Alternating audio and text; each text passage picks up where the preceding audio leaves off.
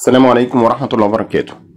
بعد فوز ريال مدريد بثلاث أهداف مقابل هدف على السيتي في مباراة العودة في الدور ربع النهائي من دوري أبطال أوروبا، للمرة الثانية السيتي يهزم من ريال مدريد بثلاثية أيضا.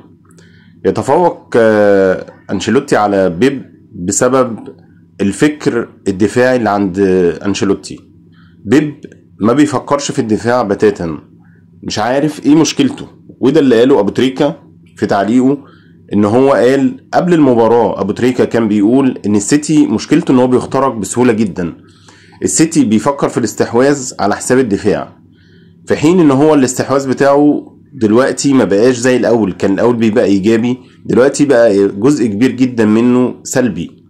فانت عندك مشكلة في الاستحواذ السلبي، وفي نفس الوقت لما بتتقطع منك الكورة ما بتعرفش تجيبها تاني وبترتد عليك وبيحصل اختراق لدفاعك، ومن ثم بيحصل اهداف، فبالتالي انت بتضغط اكتر واكتر.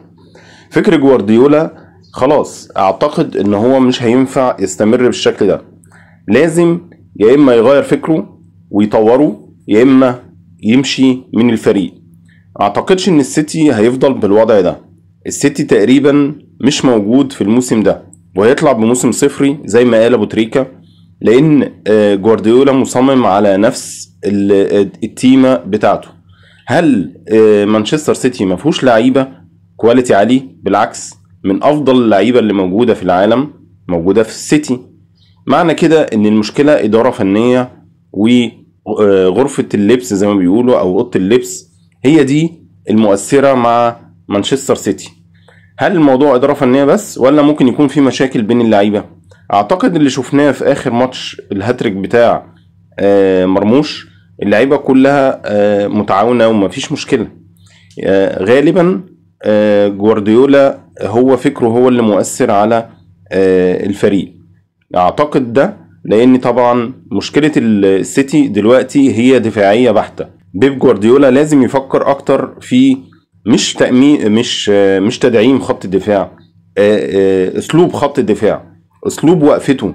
الكرة بتاعت امبابي في الهدف الاول في ريال مدريد هي كرة مرموش في الهدف الاول بتاعه في الدوري الانجليزي، نفس الكرة، ولكن التانية بتاعت مرموش كان لاعب واحد بس اللي معاه وقدر يخدعه، انما دي اتنين لعيبة، واحد منهم عاوز يقطع الكرة بدماغه فاتزحلق ووقع، والتاني فضل جنب امبابي لغاية لما امبابي حطها لوب زي مرموش.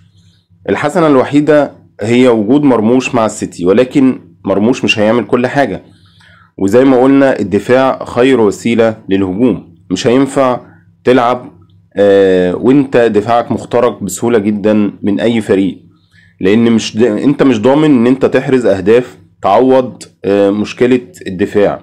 فلازم تأمن دفاعك بحيث بعد كده انت حتى لو دخل فيك هدف يبقى عندك فرصة ان انت تعوض، لكن هدف واثنين وثلاثة شكرا.